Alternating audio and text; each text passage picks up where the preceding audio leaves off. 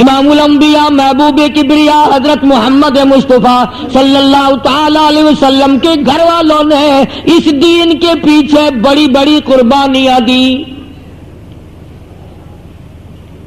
سرکار مدینہ صلی اللہ علیہ وسلم کی سب سے بڑی صاحبزادی، سب سے بڑی لخت جگر، سب سے بڑی نور نظر سیدہ زینب رضی اللہ تعالی عنہ، خدا کی قسم قربان ہو جاؤ زینب تیری ہر ادا پہ، تو کتنی مبارک بچی ہوگی جس کا ابا محمد مصطفیٰ.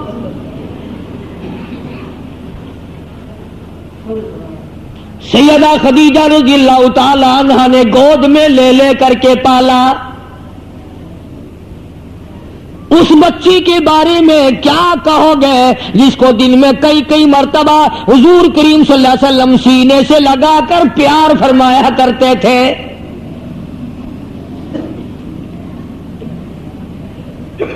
سیدہ زینب رضی اللہ تعالی عنہ نہایت ہی عابدہ زاہدہ پرہیزگارہ تھی، بڑی اللہ اللہ کرنے والی تھی. ابا جان کی بڑی فرما بردار تھی، امی جان کی بڑی فرما بردار تھی. نبی کی سب سے بڑی بیٹی ہے، سب سے بڑی لخت جگر ہے، سب سے بڑی کالی کملی والے کی صاحبزادی ہے. لوگ آج نام سے بھی واقف نہیں، مولوی بھی ڈر کے مارے نام نہیں لیتے.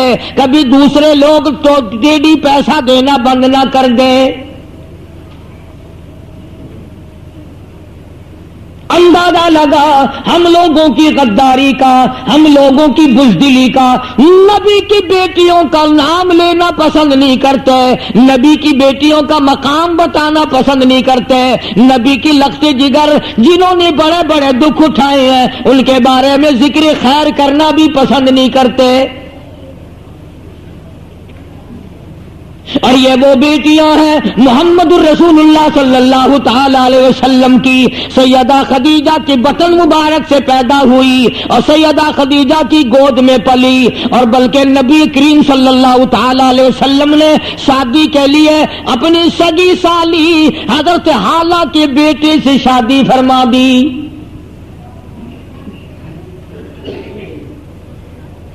اتنی محبت تھی حضور کریم صلی اللہ علیہ وسلم کو اپنی سالی سے، حضرت حالہ سے.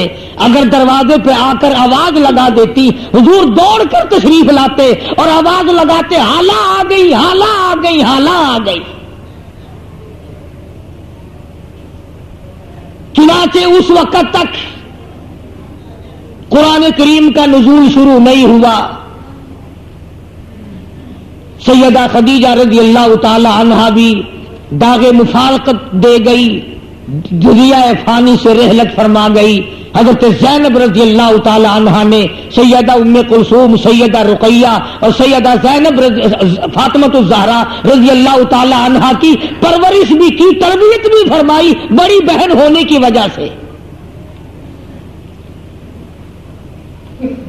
بآخر وہ وقت آ پہنچا کہ مدنی کریم صلی اللہ تعالی علیہ وسلم کو مکے پاک سے لوگوں سے تنگ آ کر ہجرت کرنا پڑی. ظالموں نے امام الانبیاء صلی اللہ علیہ وسلم کو رات کو چین نہ لینے دی، دن کو سکون نہ آنے دیا، نہ پانی دیا نہ کھانا دیا. اتنا مارا اتنا مارا سید دو عالم حضرت محمد الرسول اللہ صلی اللہ تعالی علیہ وسلم کو اور آپ کے صحابہ کرام کو. آج ان واقعات کو اگر پڑھو زمین پھٹ جاتی ہے.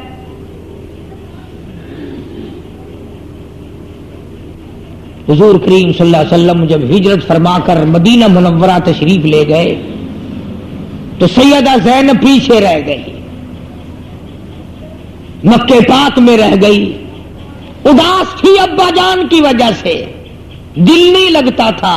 ہر روز کوشش کرتی تھی میں بھی مدینے پاک میں چلی جاؤں، میں بھی اپنے ابا کی خدمت میں حاضر ہو جاؤں. چنانچہ سیدہ زینب رضی اللہ تعالیٰ عنہا مکے کے محلے کا چکر لگاتی تھی، عزیزوں رشتہ داروں میں آیا جایا کرتی تھی، ہر وقت روتی تھی میرے لیے دعا کرو میں اپنے ابا کی خدمت میں جا پہنچوں، اور اندازہ لگا نبی کی لگتے جگر کے تقوی پرہیزگاری کا ایک ایک عورت کو کہتی تھی جس کا میں نے آٹا دینا ہو وہ آٹا لے لے، جس کا میں نے دھاگا دینا ہو وہ اپنا دھاگا وصول کر لے، جس کی میں نے سوئی دینی ہو وہ سوئی وصول کر لے، جس کا میں نے ستو دینا ہو وہ ستو مجھ سے وصول کر لے، کل کو میں مدینے چلی جاؤں میرے بعد میں مکے کی کوئی عورت یہ نہ کہے کالی کملی والے کی بیٹی ہو کر بے ایمانی کر گئی۔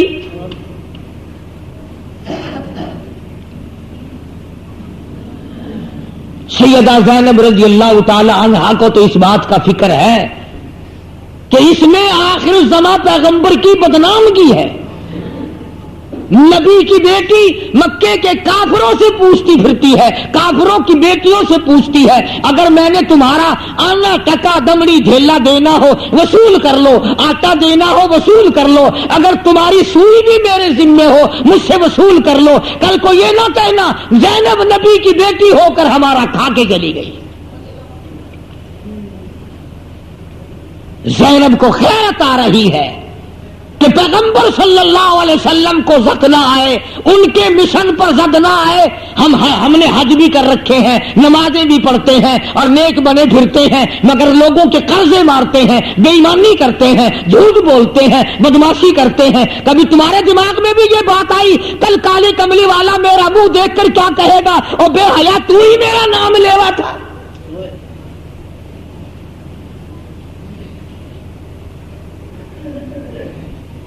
بازار میں جا کے دیکھو وہاں فریب ہی فریب، ٹھگی ٹھگی، مارکیٹ میں جاؤ جھوٹ ہی جھوٹ، کچہریوں میں جاؤ وہ تو ماشاءاللہ درباری سارے کا سارا صحابہ کرام کے زمانے کا ہے، کیا بات ہے، کچہری والے کیا کرے، اصل قصور تو تمہارا ہے نا، بچوں کو کھلاتے ہیں ڈالٹا گوشت ڈالٹا گھی اور افسروں کو لا کے دیتے ہیں دیسی گھی کے پیپے، نہ لڑو نا، کیوں آپس میں ایک دوسرے کے اوپر چھرے کلاڑیاں لاٹیاں چلاتے ہو، جو بات ہو وہ خود بخود اس کا فیصلہ کر لو۔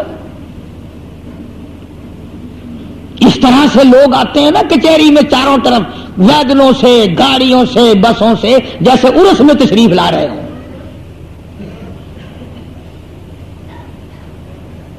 کوئی آدمی آج یہ نہیں کہہ سکتا کہ میرا تقوی میری پرہیزگاری کس طرح کی ہے اور کس طرح پر ہم لوگ کاربند ہیں، اور کئی جھوٹ تو ایسے ہیں کہ لوگ ان کو گناہ نہیں سمجھتے۔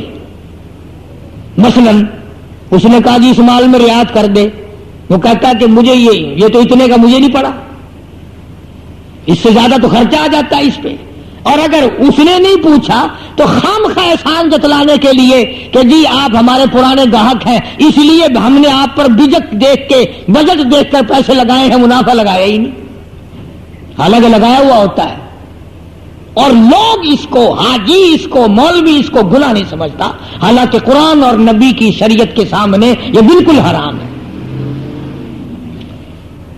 بہرحال سیدہ زینب رضی اللہ تعالیٰ عنہ ایک ایک گلی میں جاتی ہے، ایک ایک قبیلے والوں کے پاس جاتی ہے، ایک ایک خاندان کے پاس جاتی ہے، اور جا کے کہتی ہے میں کالی کملی والے کی بیٹی، میں محمد الرسول اللہ صلی اللہ علیہ وسلم کی لخت جگر، میں مدینہ جانا چاہتی ہوں، جس کا میں نے جو کچھ دینا ہو وہ وصول کر لے۔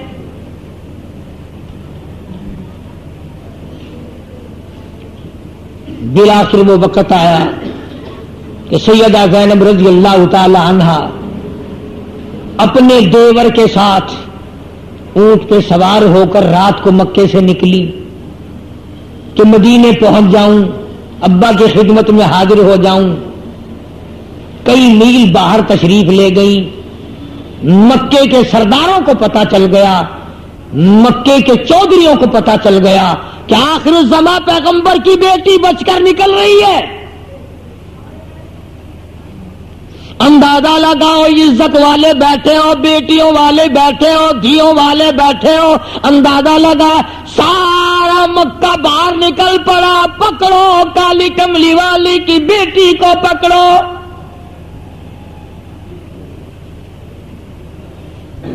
اور آپ پہنچے اس مقام پہ جہاں سیدہ زینب رضی اللہ تعالی عنہا سفر فرما رہی ہیں، گھیرے میں لے لیا ڈاچی کو، اونٹنی کو۔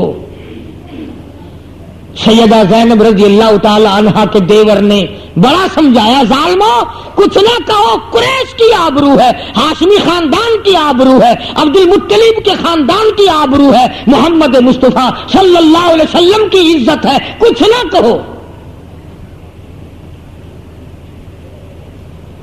دین ایسی چیز ہے جس کی وجہ سے بڑی تکلیف اٹھانی پڑتی ہے، اس کی عظمت کے لیے، اس کے اکرام کے لیے، اس کے احترام کے لیے، اس کی شان کو برقرار رکھنے کے لیے لوگوں نے اپنے خون کی ہولنالیاں بہا دی۔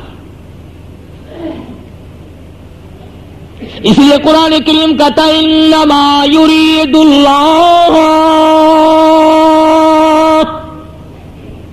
لِيُذْهِبَ عَنْكُمُ الرِّجْسَ أَهْلَ الْبَيْتِ وَيُطَهِّرَكُمْ تَطْهِيرًا۔ اللہ پاک نے ارادہ فرما لیا، پروردگار عالم نے فیصلہ کر دیا، لِيُذْهِبَ عَنْكُمُ الرِّجْسَ أَهْلَ الْبَيْتِ، کہ وہ نبی کے خاندان سے پلیتی نجس غلط چیزوں کو دور کر دے، ان کو پاکیزہ بنا دے۔ اہل البیت، نبی کے گھر والوں کو پاک بنا دے۔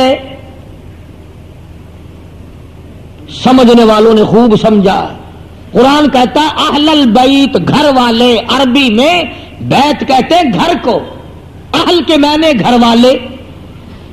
قرآن کریم نے اعلان کر دیا نبی پاک، نبی کی آل بھی پاک، نبی کا گھرانہ بھی پاک، اور بلکہ میں تو دیوبندی علماء کرام کا خادم اور غلام ہوں، میرا ایمان ہے، میرا عقیدہ ہے، جو کپڑا نبی کے جسم اقدس کو لگ گیا وہ کپڑا بھی پاک۔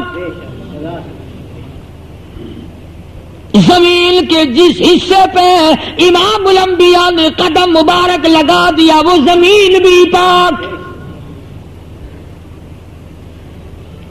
جس شے کو کالی کملی والے کا ہاتھ مبارک لگ گیا وہ شے بھی پاک۔ اللہ جناب عائشہ صدیقہ رضی اللہ تعالی عنہا روٹیاں پکا رہی ہیں تندور میں، تشریف لے آئے، کہہ دو محمد عربی صلی اللہ علیہ وسلم۔ آپ نے فرمایا عائشہ ایک روٹی آج میں بھی پکاؤں گا۔ عرض کیا آقا میں خدمت کے لیے حاضر ہوں، قربان ہو جاؤں، میں جو ہر وقت تیار ہوں۔ فرمایا نہیں، میں اپنی خوشی سے پکاؤں گا۔ ایک روٹی پکائی، تندور میں لگا دی، سیدہ عائشہ صدیقہ رضی اللہ تعالی عنہا کی لگائی ہوئی روٹیاں ساری پک گئیں، تندور سے باہر نکال لی۔ اس روٹی کا پانی خشک نہیں ہوتا جو محمد مصطفیٰ صلی اللہ علیہ وسلم نے پکائی تھی، بار بار جھانکتی ہے، بار بار دیکھتی ہیں، بار بار دیکھتی ہیں۔ کافی دیر کے بعد عرض کیا آقا میری پکائی ہوئی روٹیاں تو کبھی سے پک گئی، یہ آپ والی روٹی کا تو پانی بھی خشک نہیں ہوا۔ فرمایا ایسا تو نہیں جانتی جس شے کو میں محمد رسول اللہ کا ہاتھ لگ جائے آگ اس کے قریب نہیں آ سکتی۔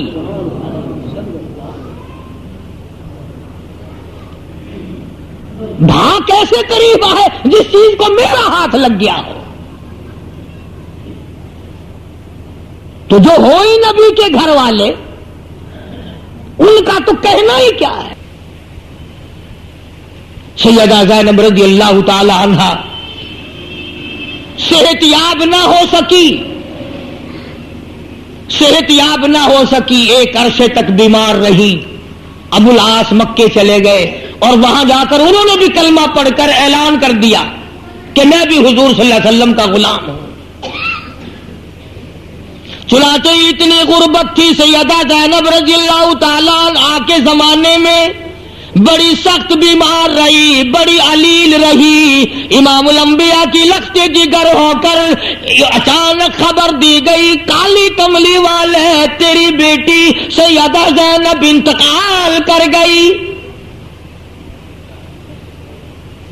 وفات پا گئی سیدہ زینب رضی اللہ تعالیٰ عنہا۔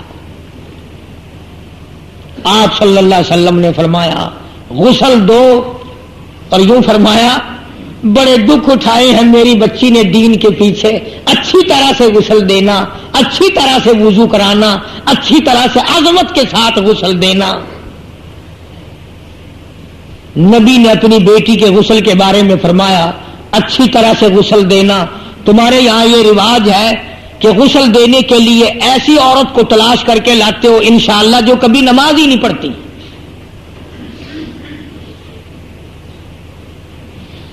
باپ کا مکان تو بڑا آسان ہے لینا، باپ کی دکان پر قبضہ کرنا بڑا آسان ہے، باپ کے کارخانے پہ قبضہ کرنا بڑا آسان ہے، باپ کو غسل دیتے ہوئے بڑی تکلیف ہوتی ہے۔ جی ہمیں تو غسل دینا آتا ہی نہیں نا، اگر جناب کو غسل نہیں آتا تو آپ غسل کرتے کیسے ہیں جناب؟ اپنا غسل کیسا کرتے ہیں؟ کیسے کرتے ہیں آپ؟ جو غسل آپ کے طریقے کا ہے، اپنے غسل کا طریقہ وہی میت کے غسل کا طریقہ۔ صاف نہیں کہتے، مردے کو ہاتھ لگاتے ہوئے ڈر لگتا ہے کبھی میں بھی مر جاؤں۔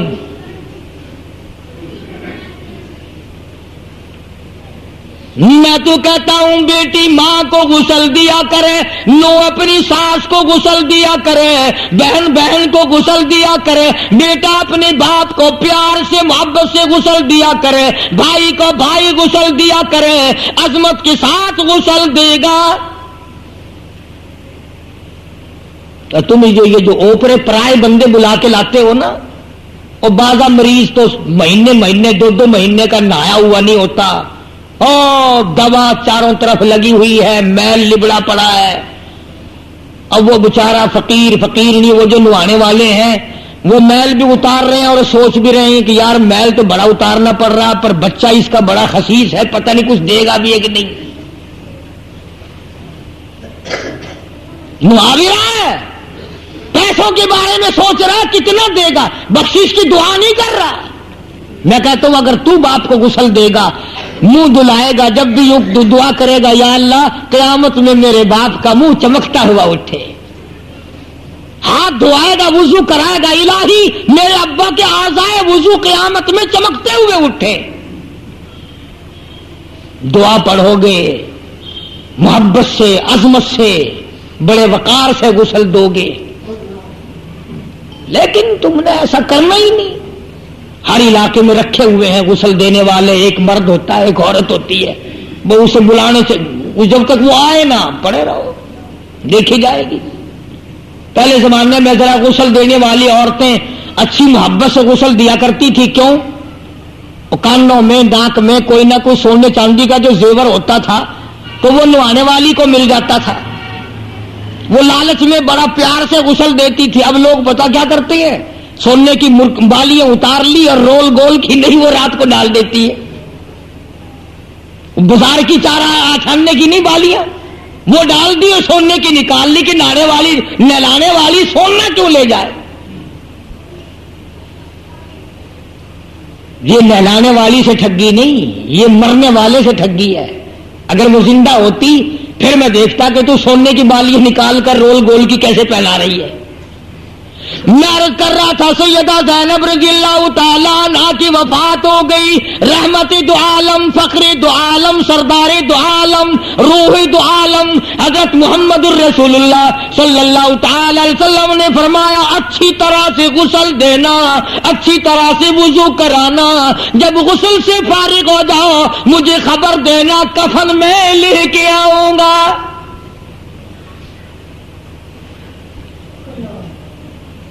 چنانچہ حضرت زینب رضی اللہ تعالی عنہا کو غسل دے دیا گیا، وضو اچھی طرح سے کرایا گیا، اور اطلاع کی گئی کہ اب آپ کی بچی کو غسل دیا جا چکا ہے۔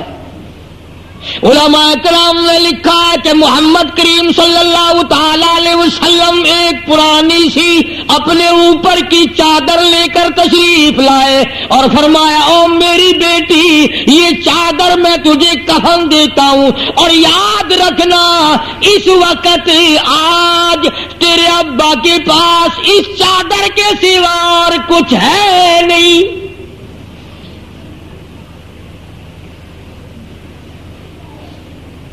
تو اگر نبی کا کلمہ پڑھتا ہوا مر جائے تو کامیاب ہو جائے. جو بیٹی اپنے ابا کی چادر کا کفن لے کے گئی ہے خدا کی قسم وہ کتنا اونچے درجے والی بن گئی ہوگی. ادھر نبی کے نطفے سے پیدا ہوئی, ادھر نبی کے گھر میں پلی, نبی کی گود میں پلی, نگاہ نبوت نے اس کو پالا, نبی کے ہاتھوں نے پالا, نبی کی شفقتوں اور رحمتوں نے اس کو پالا, اور آج جب دنیا سے گئی اپنے ابا امام الانبیاء کی چادر کا کفن اوڑھ کے گئی.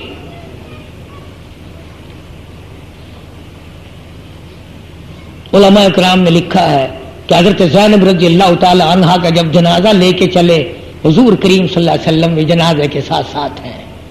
وہ کتنا مبارک جنازہ ہوگا, وہ کتنا خوش نصیب جنازہ ہوگا جس جنازے کے ساتھ حضور کریم صلی اللہ علیہ وسلم خود تشریف لے جا رہے ہیں. اور جب جنت البقیع میں پہنچے تو آپ نے آواز دی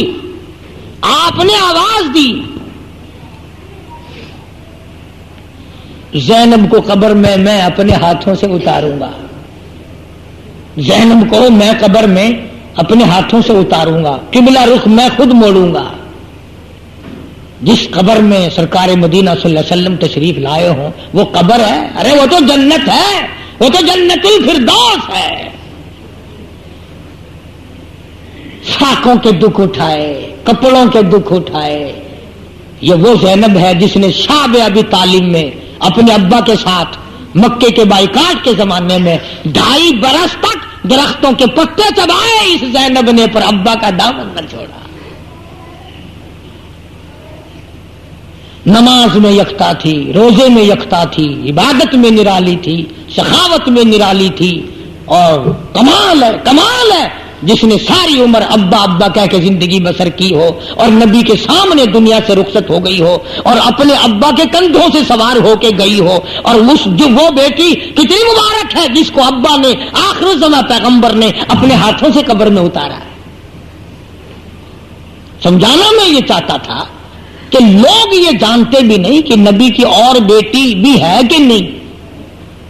کیا کہنا ہے اس بیٹی کا جو پیدا نبی کے سامنے ہوئی, زندگی نبی کے سامنے بسر کی, اور جس کو غسل نبی کی گھر والیوں نے دیا, اور جس کو کفن نبی کی چادر کا ملا, اور جس کو جنازے کو کندھا دینے والے امام الانبیاء ہیں, اور جس کے قبر میں اتارنے والے شہنشاہ کائنات حضرت محمد کریم صلی اللہ علیہ وسلم کی ذات ہے. وہ فرمایا انما یرید اللہ لیذہب عنکم الرجس اہل البیت ویطہرکم تطہیرا. اللہ پاک نے فیصلہ کر دیا, نبی کی آل پاک, نبی کا گھر پاک, نبی کی گھر والی پاک, نبی کا سارا خاندان پاک, نگاہ نبوت جس پہ پڑ گئی وہ بھی پاک, جس زمین پہ قدم مبارک لگ گیا وہ بھی پاک. میں کہتا ہوں زمین کے جس حصے پہ کالی کملی والے نے تھوک دیا وہ بھی پاک.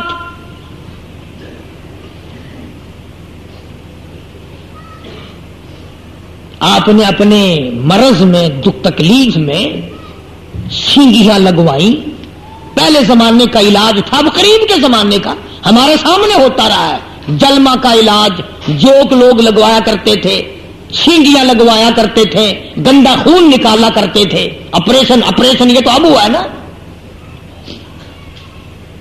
حضور کریم سب کا جو صلی اللہ علیہ وسلم نے سینگیاں لگوائیں, برتن میں خون جمع فرمایا, اور حضور کے سگے بھانجے ہیں عبداللہ بن زبیر رضی اللہ تعالی عنہما, اسما بنت ابو بکر کا لختے جگر, وہ عبداللہ جس نے بیت اللہ میں شہادت پائی, جو سیدنا امام حسین رضی اللہ تعالیٰ عنہ کے مدینے سے ساتھ چلا. حجاج بن یوسف کے ہاتھوں شہید ہوا، جس کا تم نام بھی نہیں جانتے. الحمدللہ اس فقیر کی کیسٹ ہے عبداللہ بن زبیر کے نام سے. حسین نبی کا نواسا ہے، عبداللہ بن زبیر ابو بکر کا نواسا ہے.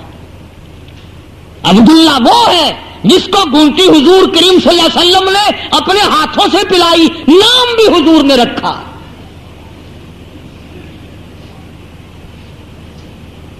عبداللہ بن زبیر رضی اللہ تعالی عنہ وہ عظمتوں والا جوان ہے کہ جس کی انتہا نہیں. سیدہ اسماء بنت ابو بکر رضی اللہ تعالی عنہا نبی کریم صلی اللہ علیہ وسلم کی سالی ہے، اور یہ وہ ابو بکر کی بیٹی ہے جس نے ہجرت والی رات ناشتہ تیار کر کے ساتھ دیا اور پھر مار کھا کھا کر غار میں حضور کو کھانا پہنچاتی رہی. تو حضور صلی اللہ علیہ وسلم نے سینگیاں جو لگوائیں، خون برتن میں لیا اور اپنے بھانجے عبداللہ بن زبیر سے فرمایا یہ کئی ایسی جگہ پھینک کے ڈال کے آنا جہاں کسی کا پیر نہ آئے، بے ادبی نہ ہو. عبداللہ بن زبیر گئے اور جلدی سے واپس آ گئے. تو حضور کریم صلی اللہ تعالی علیہ وسلم نے پوچھا عبداللہ کہاں ڈال کے آیا میرا لہو، میرا خون کدھر ڈال کے آیا، تو جلدی سے واپس آ گیا. عرض کرنے لگا میرے آقا ایسی جگہ ڈال کے آیا ہوں جہاں کسی کا پیر تو کیا نظر اور نگاہ بھی نہ پڑے گی. ایسی جگہ پھینک کے آیا ہوں، ڈال کے آیا ہوں، کسی کی نگاہ بھی نہیں پڑے گی، نظر بھی نہیں پڑے گی. آپ نے فرمایا بتا تو کدھر ڈالا ہے؟ ڈر کے مارے کہ حضور ناراض نہ ہو جاویں صلی اللہ علیہ وسلم. فرمایا میرے آقا میں نے کھڑے ہو کے سوچا خون نبی کا اور زمین پہ ڈالوں، نبی کا خون زمین پہ پھینکوں؟ میری عظمت نے اجازت نہ دی، میرے دل نے اجازت نہ دی، میں نے اس دیوار کے پیچھے کھڑے ہو کر پی لیا ہے. میں نے اس دیوار کے پیچھے کھڑے ہو کر پی لیا ہے. فرمایا جا عبداللہ 7 پشتوں پہ جہنم حرام ہو گئی. جس جسم میں نبی کا خون چلا جائے وہ جسم جہنم میں نہیں جا سکتا. حسین نے کربلا میں شہادت پائی، شہادت کے جام نوش فرمائے، بہادر بنا. عبداللہ بن زبیر نے بیت اللہ میں شہادت پائی، بالکل جھکا نہیں، بزدلی کا ثبوت نہیں دیا، بلکہ عبداللہ بن زبیر کا سر کاٹ کر این وہی حالات ہوئے جو حضرت امام حسین کے ساتھ ہوئے ہیں. سر کاٹ کر حجاج بن یوسف نے یوں درخت پہ لٹکا دیا سامنے اور لوگوں سے کہا آؤ دیکھو. حضرت اسماء بنت ابو بکر رضی اللہ تعالی عنہ حضور کی سالی، عبداللہ کی اماں 100 سال سے زیادہ عمر کی ہے. پتہ چلا تیرے بیٹے کو شہید کر دیا گیا، سر کاٹ کر درخت پہ لٹکا دیا گیا. آئی ہے واہ واہ، آئی ہے سامنے سے، اور یوں بیٹے کے سر کو یوں ایک نگاہ دیکھا ہے. فرماتی مرحبا ابن صالح، اور میرے بیٹے مبارک ہو، تیری اماں کا دل ٹھر گیا، ٹھنڈا ہو گیا. تو زندہ بھی، تو دنیا میں بھی بڑا اونچا تھا، آج شہادت کے بعد بھی تیری اماں تجھے سب سے اونچا دیکھ رہی ہے.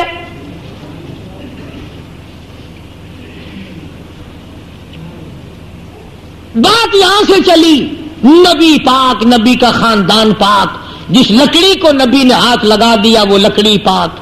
ہاتھ نہیں، چاند کو اشارہ کیا تو چاند کا جگر پھٹ گیا. درختوں کو اشارے کیے وہ مجبور ہو گئے تعمیل پر. درخت پرندوں کو اشارہ کر دیا وہ چیچی کرتے ہوئے سامنے آ گئے. میں کہتا ہوں کہ جہاں نگاہ پڑی وہی سب کچھ بن گیا، اس لیے کہ کمال ہے. فرمایا تیری صورت، تیری سیرت، تیرا نقشہ، تیرا جلوہ، تبسم گفتگو بندہ نوازی خند پیشانی، سارے جہان کو پاک کر دیا. بلکہ وَيُطَهِّرَكُمْ تَطْهِيرًا، قرآن کہتا ہے کہ نبی کی آل کو میں نے اتنا مقام دیا، خود بھی پاک ہیں، دوسروں کو بھی پاک کر دیتے ہیں۔ جو ان کے مشن پہ چلا، جو ان کی عظمتوں پہ آیا، جس نے راہ ہدایت پایا اور ان کی عزت کی، وہ بھی انشاءاللہ پاک ہی ہو کر کے مرے گا اور جنت الفردوس میں گناہوں سے پاک ہو کر کے ہی جائے گا۔ میں نے اس لیے کہ گزشتہ جمعے کو سیدہ خاتون جنت فاطمۃ الزہرا رضی اللہ تعالی عنہا کے بارے میں کچھ عرض کیا تھا، تاکہ آپ لوگوں کو، مرد عورتوں کو یہ پتہ چل جائے کہ نبی کی اور بیٹی بھی تھی اور اس نے بڑے بڑے دکھ اٹھائے، بڑی مار کھائی، حضور نے سینے سے لگا کر رو دیا اور فرمایا لوگوں میری بیٹی نے دین کی وجہ سے کتنے دکھ اٹھائے۔ اللہ پاک ہم سب کو اہل بیت کا خادم اور غلام بنائے، نبی کے گھر کی عظمت عطا فرمائے، سارے صحابہ کا اکرام عطا فرمائے، حضور کریم صلی اللہ علیہ وسلم کی غلامی اور آپ کے سنتوں کا تابع دار بنائے۔ انشاءاللہ آئندہ جمعرات سے، جمعے سے رائیونٹ کا اجتماع شروع ہے۔ حج کے بعد سب سے بڑا اجتماع، سب سے بڑا مجمع ہوتا ہے، ساری دنیا کے، پاکستان سے نہیں پوری دنیا سے لوگ آئیں گے۔ آپ حضرات بھی اپنے کام کو آگے پیچھے کر کے جوک در جوک وہاں 3 دن کے لیے جانا بہت بڑی سعادت ہے۔ بزرگوں کی زیارت ہوگی، دعاؤں میں شمولیت ہوگی، اللہ عمل کی توفیق عطا فرمائے۔ وآخر دعوانا الحمدللہ رب العالمین۔ اللہم صلی وسلم وبارک علی سیدنا و مولانا محمد النبی الامی الہاشمی وعلی آلہ واصحابہ برۃ الکرام۔ یا اللہ نبی کے گھرانے کا خادم اور غلام بنا، اہل بیت کا خادم اور غلام بنا۔ یا اللہ سارے صحابہ کرام کی اطاعت عطا فرما، نبی کریم صلی اللہ علیہ وسلم کے نقش قدم پہ، سنتوں پہ عمل کی توفیق عطا فرما۔ یا اللہ ہمیں اور ہماری اولاد کو نیک اور نمازی بنا۔ یا اللہ ہم سب کے گھروں کو قرآن سے آباد فرما، نماز سے آباد فرما، درود شریف اور استغفار سے آباد فرما، کلمے کے ذکر سے ہمارے گھروں کو آباد فرما۔ یا اللہ ہم سب کے ماں باپ کی بخشش فرما، ہم سب کے رشتہ داروں اور عزیز و اقربا کی بخشش فرما۔ یا اللہ اس مسجد کے خدمت گزار اور جو کام اب بھی ہو رہا ہے، خدمت کرنے والے، اعانت کرنے والے سب کے کاروبار میں برکت عطا فرما، فصلوں میں برکت عطا فرما۔ جتنے بھی ساتھی ہیں جہاں جہاں بھی کام کرتے ہیں، تمام کے تمام کو اللہ پاک خیر و برکت سے نوازے، جان میں مال میں برکت عطا فرمائے، ہر شر سے بچائے، ہر حادثے سے بچائے، ہر بیماری سے بچائے، ہر فتنے سے ہم سب کی حفاظت فرما۔ یا اللہ ساری دنیا کے مسلمانوں کی جان مال عزت آبرو اور ایمان کی حفاظت فرما، دور کے نزدیک کے مسجد کے خدمت گزاروں کو آباد فرما۔ یا اللہ اس کو چمکانے والوں کو چمکا دے، اس کو بنانے والوں کو بنا دے، اس کو آباد رکھنے والوں کو آباد فرما۔ یا اللہ اس کو قیامت تک کے لیے سرچشمہ بنا دین کا۔ یا اللہ نمازوں کا مرکز بنا، قرآن کا مرکز بنا، محمد عربی صلی اللہ علیہ وسلم کی سنتوں کا مرکز بنا۔ ہم قبروں میں ہو الہی اس مسجد میں جو عبادت ہو، ریاضت ہو، تلاوت ہو، ہمیں قبروں میں اس کا ثواب ملتا رہے۔ ربنا آتنا فی الدنیا حسنۃ فی الآخرۃ حسنۃ وقنا عذاب النار۔ جتنے بھی ہمارے ساتھی ہیں ان کے جو رشتہ دار عزیز و اقربا دنیا سے رخصت ہو گئے، یا اللہ ان سب کی قبروں کو اپنی رحمت سے آباد فرما، ان کی قبروں کے کرم اور فضل فرما، سب کے گناہوں کو معاف فرما۔ یہ عبد الرحمان جو بچہ ہر جمعے آپ دیکھتے ہیں، دعا کرو اللہ تبارک و تعالیٰ اس کی بھی جھولی بھرے، اللہ تعالیٰ گھر میں خیر و برکت عطا فرمائے۔ اور بھی یاسین ہیں اور سارے ساتھی ہیں، چودھری نذیر احمد صاحب ہیں، اور جتنے بھی ہمارے ساتھی ہیں اللہ تبارک و تعالیٰ تمام کے مال و جان برکت عطا فرما، سب کو خیر و برکتوں سے نواز دے، رحمتوں سے نواز دے۔ میرے لیے بھی دعا کرو اللہ میری اولاد کو علم دین عطا فرمائے، قرآن کریم کا اور میری قبر کا وارث بنائے، اللہ تعالیٰ دو جہان میں سعادت عطا فرمائے، بے اولاد کو اولاد عطا فرما، نافرمان اولاد کو فرما بردار بنا، جس گھر میں شرارت ہے، جھگڑا ہے، یا اللہ اس میں نیکی اور سکون عطا فرما۔ یا اللہ ہم سب کو اپنے فضل و کرم سے نواز دے، کلمے اور ایمان والی موت عطا فرما، دین اور اسلام والی زندگی عطا فرما، ایک دوسرے کی خیرخوائی والی زندگی عطا فرما۔ یا اللہ اس مدرسے میں پڑھنے والے، پڑھانے والے، اس کے خدمت گزاروں کو دین و دنیا میں آباد فرما، سلامتی، امن اور عافیت عطا فرما۔ ربنا آتنا فی الدنیا حسنۃ فی الآخرۃ حسنۃ وقنا عذاب النار۔